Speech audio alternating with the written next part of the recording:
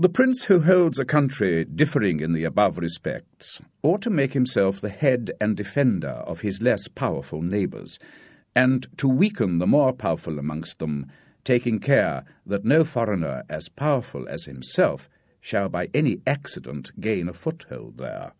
For it will always happen that such a one will be introduced by those who are discontented, either through excess of ambition or through fear, as we have already seen.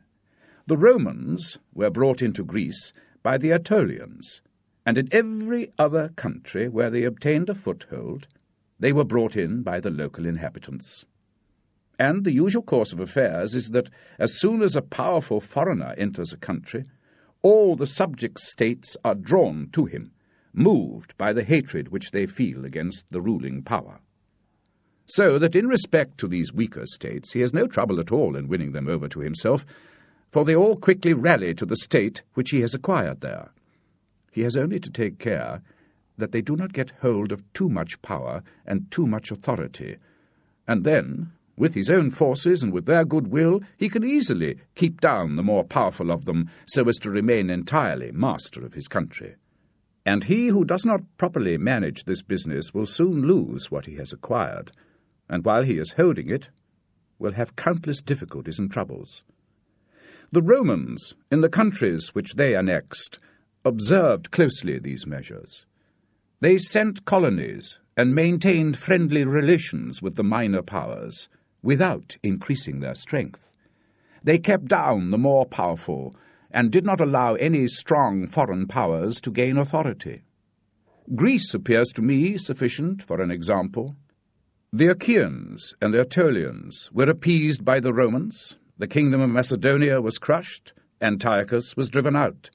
Yet the Achaeans and the Aetolians were never allowed to increase their power, however friendly they were. Nor did Philip of Macedonia ever induce the Romans to be his allies without first being humbled by them.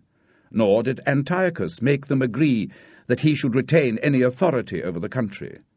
For the Romans did in these instances what all prudent princes ought to do, who have to face not only present troubles but future ones as well, for which they must prepare with every energy, because, if foreseen, they can easily be remedied.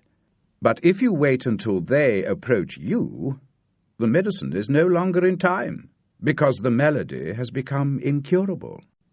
For it happens in this, as the physicians say of a wasting disease, that in the beginning the illness is easy to cure but difficult to detect.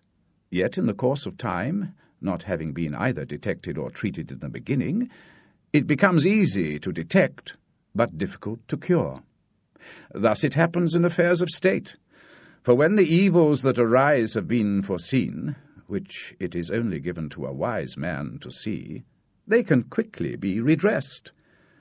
But when, not having been foreseen, they have been permitted to grow in such a way that everyone can now see them, there is no longer a remedy.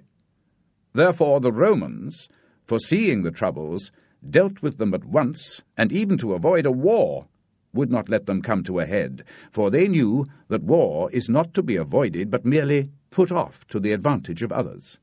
Also, they wished to fight with Philip and Antiochus in Greece, so as not to have to do it in Italy. They could have avoided both, but did not wish to. Nor were they ever tempted to follow the advice of wise men of the time who said, "Let us enjoy the benefits of the time," but preferred the benefits of their own valour and prudence. For time dries everything before it, and brings with it good as well as evil, and evil as well as good.